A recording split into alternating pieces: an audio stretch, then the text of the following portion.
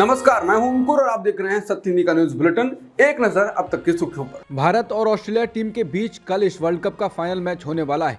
ये match Narendra Modi stadium पर खेला जाएगा। इस मैच के लिए सभी क्रिकेट फैंस को पिच की चिंता है, लेकिन अब पिच रिपोर्ट का भी पता चल गया है। ऑस्ट्रेलिया के कप्तान पैट कमिंस ने आज देर तक पिच का मुआयना किया। वो अपना मोबाइल फोन लेकर पिच पर पहुंचे थे। पिच के करीब वो मोबाइल को ऐसे देख रहे थे मानो तस्वीर ले रहे हों। बाद में उनसे पिच को लेकर सवाल किया गया। पैट कमिंस ने कहा, मैं पिच को बहुत अच्छी तरह परख नहीं पाता हूं, लेकिन ये काफ़ी सख्त दिखती है। उन्होंने आगे कहा, इस पर अभी पानी डाला गया है, इसलिए हम 24 घंटे बाद इसे दोबारा देखेंगे, लेकिन ये अच्छी पिच लग रही है। उत्तराखंड के उत्तरकाशी में निर्माणाधीन टनल में फंसे 40 मजदूरों को बाहर निकालने के लिए अब नए तरीके खोजे जा रहे हैं।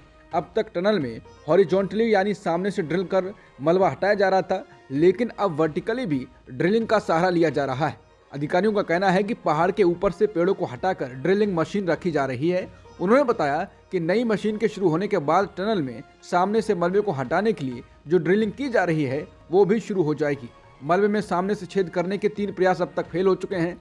अब अधिकारियों का कहना है कि फंसे हुए मजदूरों को निकालने के लिए हॉरिजॉन्टल के साथ वर्टिकल ड्रिलिंग भी करनी होगी। केंद्रीय गृह मंत्री अमित शाह ने शनिवार को तेलंगाना में 2 चुनावी सभाओं को संबोधित किया। यहां उन्होंने कहा कि अगर तेलंगाना में भाजपा की सरकार आती है तो राज्य में मुस्लिम आरक्षण को खत्म कर दिया जाएगा। साथ ही राज्य में ओबीसी और SC ST कोटे का आरक्षण बढ़ाया जाएगा। इसके साथ ही अमित शाह ने तेलंगाना के मुख्यमंत्री और BRS प्रमुख KCR पर जमकर निशाना साधा। उन्होंने कहा कि BRS वास्तव में भ्रष्टाचार रिश्वतखोर समिति है। इसका मतलब भ्रष्टाचार और रिश्वतखोरी है। KCR ने तेलंगाना को भ्रष्टाचार का अड्डा बना दिया है। अमित शाह ने कहा कि KCR ने तेलंगाना को शराब से भर दिया है। मध्य प्रदेश विधानसभा के 2534 उम्मीदवारों के भाग्य को वोटरों ने EVM में कैद कर दिया है। राज्य के गठन के बाद से पहली बार हुए रिकॉर्ड मतदान ने राजनीतिक दलों के साथ साथ विश्लेषकों को चक्कर में डाल दिया है। अब बड़ा सवाल ये बन गया है कि बम्पर वोटिंग राज्य में बीजेपी की वापसी में मददगार साबित होगी या इससे कांग्रेस की पौबारा हो जाएगी। बम्पर वोटिंग के नफा और नुकसान की पहली का हल राजनीतिक दलों के साथ साथ मीडिया वाले एवं विश्लेषक भी खोज रहे हैं।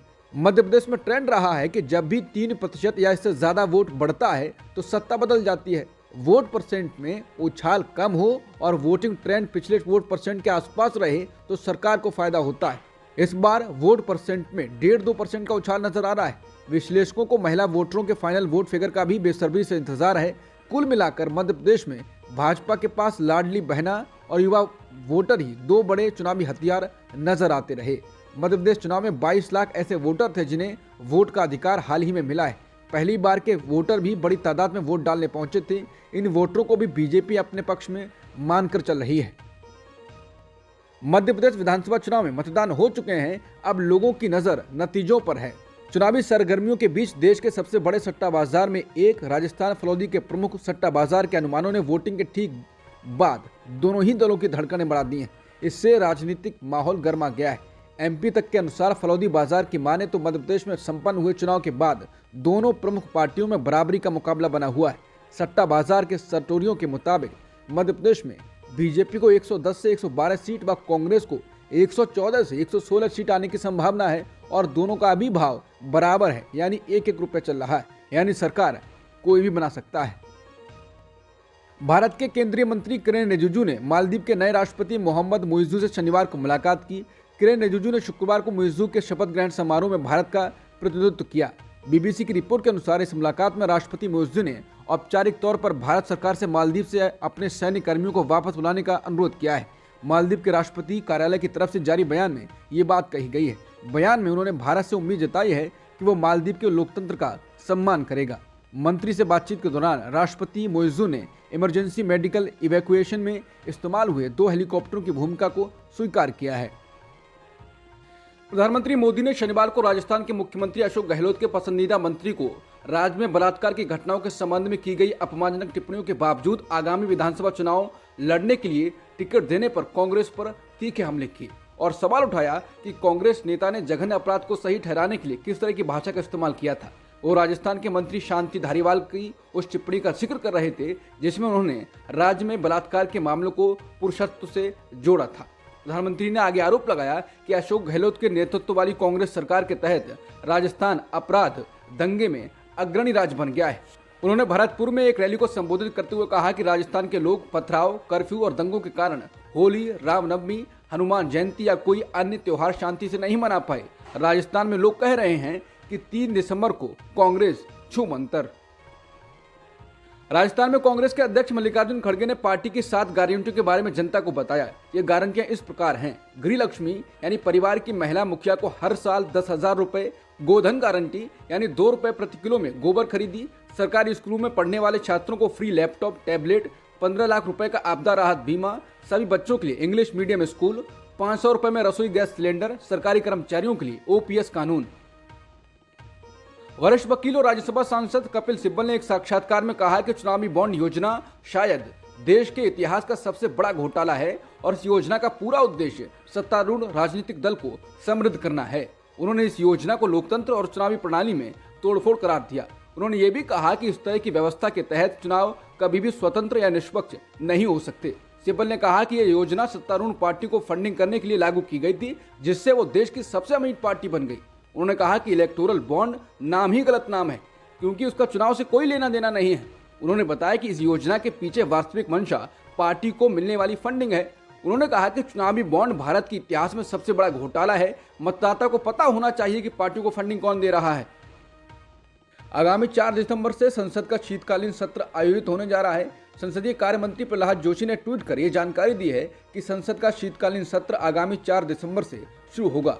शीतकालीन सत्र 22 दिसंबर तक चलेगा। इन 19 दिनों में 15 बैठकें होंगी। संसद का शीतकालीन सत्र ऐसे समय में हो रहा है जब 3 दिसंबर को 5 राज्यों में हुए चुनाव का नतीजा आ रहा है। माना जा रहा है कि इन नतीजों से ही तय होगा कि संसद में सत्ता पक्ष और विपक्ष में से कौन ज्यादा आक्रामक रुख अपनाता है। तमिलनाडु विधानसभा ने 10 विधेयकों को पारित करने के मुख्यमंत्री M.K. स्टालिन द्वारा पेश किए गए प्रस्ताव को शनिवार को स्वीकार कर लिया। राज्यपाल RN रवि ने इन विधेयकों को सहमति देने के बजाय रोका और फिर सरकार को वापस लौटा दिया। शनिवार को सदन ने इन्हें फिर से पास कर दिया। बिल जब फिर से पास किया जा रहा था तो AIADMK और भाजपा के सदस्य सदन में मौजूद नहीं थे। संविधान के अनुच्छेद 200 के प्रावधान के तहत जब विधानसभा एक ही विधेयक को दोबारा अपनाती है तो राज्यपाल सहमति देने के लिए बाध्य हो जाते हैं। अपने खिलाफ दर्ज FIR पर शिवसेना सांसद आदित्य ठाकरे ने कहा है कि मुझे लगता है कि हास्यास्पद बात यह है कि सरकार खुद इल्लीगल है तो वो कैसे अवैध घोषित कर रहे हैं। मेरे ट्वीट करने के बाद उन्होंने मेट्रो खोल दी। ये मेरा निर्वाचन क्षेत्र है, लेकिन मैंने ये नहीं कहा कि हमने ये किया था या उन्होंने ऐसा किया। मैंने सिर्फ इतना कहा कि जो मुख्यमंत्री अवैध है, अनैतिक है, उसके पास जनता के लिए ऐसी परियोजनाओं के लिए समय नहीं है, इसलिए हमें खोलना चाहिए। ये जनता के लिए है। अगर वो मेरे खिलाफ मामला दर्ज कर रहे हैं तो मैं इसके लिए तैयार हूँ। ये जनता के लिए है। मैं लोगों के लड़ना जारी रखूंगा। मैं उन्हें मुंबई नहीं लौटने दूंगा। बता दें, मुंबई पुलिस ने कहा है कि आदित्य ठाकरे ने अपने समर्थकों के साथ लोअर परेल में रोड ब्रिज का अवैध रूप से उद्घाटन किया। पुलिस ने कहा कि पुल यातायात के लिए पूरी तरह से तैयार नहीं था और पुल को खोलने के लिए मुंबई नगर निगम से कोई अनुमति नहीं थी। BMC अधिकारी ने पुलिस में शिकायत की, जिसके आधार पर पुलिस ने आदित्य ठाकरे और पार्टी के अन्य नेताओं के खिलाफ मामला दर्ज किया। गजा के सरकारी मीडिया कार्यालय के एक अधिकारी ने अल जजीरा से कहा है कि इजराइल के कब्जे वाले बलों ने कल अस्पताल के अंदर हमारी बनाई कब्रों को खोद कर निकाला। वो 100 से अधिक शवों को ले गए जो पहले से ही दफनाए गए थे। इसके अलावा हाल ही में मरने वाले सभी पीड़ितों को दफनाने से इनकार कर दिया, क्योंकि इजरायली बलों ने उन्हें अस्पताल के अंदर दफनाने से इनकार कर दिया था। अधिकारी ने कहा कि कुछ दिन पहले जब अस्पताल के अंदर शवों का ढेर लग रहा था तो अस्पताल प्रबंधन को सामूहिक कब्र खोदने और सभी मृतकों को दफनाने के लिए मजबूर होना पड़ा। आज सुबह इजरायली बुलडोजरों ने कब्रें खोदनी और शवों को ले गए। स्थानीय मीडिया रिपोर्ट के अनुसार तुर्की के राष्ट्रपति अर्दोआन का कहना है कि अगर गजा में युद्ध विराम हो जाता है तो उनका देश अस्पतालों, स्कूलों और बाकी क्षतिग्रस्त बुनियादी ढांचे के पुनर्निर्माण में प्रयास करेगा। अर्दोआन ने कहा कि यदि युद्ध विराम होता है तो हम इजरायल द्वारा किए गए विनाश की भरपाई के लिए जो भी जरूरी होगा वो करेंगे। AFP की रिपोर्ट के अनुसार गजा स्वास्थ्य मंत्रालय का कहना है कि उत्तरी गजा में एक इमारत पर इजरायली सेना के हमले में एक ही परिवार के 32 लोग मारे गए। मृतकों में 19 बच्चे भी शामिल हैं। मंत्रालय ने घिरे इलाके के सबसे बड़े शरणार्थी शिविर जबालिया में मारे गए अबू हवल परिवार के 32 सदस्यों के नामों की एक सूची जारी की है। इसके अलावा गजा में स्वास्थ्य मंत्रालय के एक अधिकारी ने AFP समाचार एजेंसी को बताया कि जब इजरायली सेना ने अल फकुरा स्कूल पर हमला किया तो कम से कम 50 लोग मारे गए। इजरायली सेना ने इस बात से इनकार कर दिया है कि उसने मरीजों और मेडिकल कर्मचारियों को अल शिफा अस्पताल खाली करने का आदेश दिया था। सेना के बयान में कहा गया है, इस बात पर जोर दिया जाना चाहिए कि आईडीएफ ने कभी भी मरीजों या चिकित्सा टीमों को निकालने के लिए नहीं कहा। इसके बजाय सेना ने दावा किया कि उसने शिफा अस्पताल के निदेशक के अनुरोध का जवाब दिया ताकि उन लोगों को चिकित्सा सुविधा में आश्रय दिया जा सके। सेना ने यहां तक कहा कि जब भी चिकित्सा निकासी के समन्वय का अनुरोध किया जाएगा, हम इसे सुविधाजनक बनाने और रोगियों को अन्य अस्पतालों में भेजने के लिए काम करेंगे।